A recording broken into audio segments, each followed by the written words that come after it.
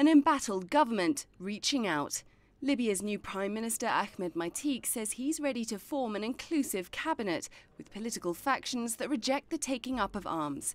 After the country's top air defence commander and culture minister signalled their support for a renegade general who wants to dissolve parliament and wipe out Islamists, Maiteeq needs all the political support he can get. We can move this country away from weapons. We should talk in order to establish a country where all views and sides are respected, for Libya's interest and without arms.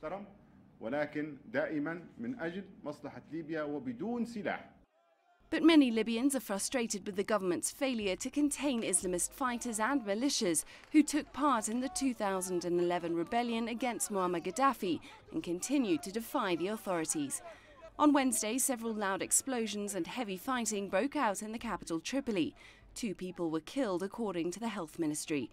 Government figures and Islamist groups in parliament are worried about the signs of growing support for General Khalifa Haftar.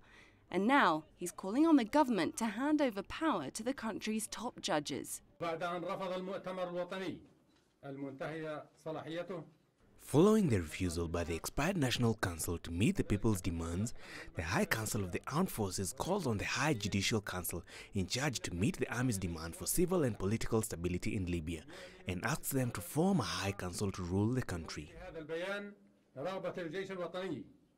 The council is independent and one of the few state bodies respected by Libyans who are tired of unruly militias. But Western powers fear Haftar's call for army units to join his campaign will split the military and trigger more turmoil as the country struggles to restore order 3 years after its uprising. Clementine Logan, CCTV.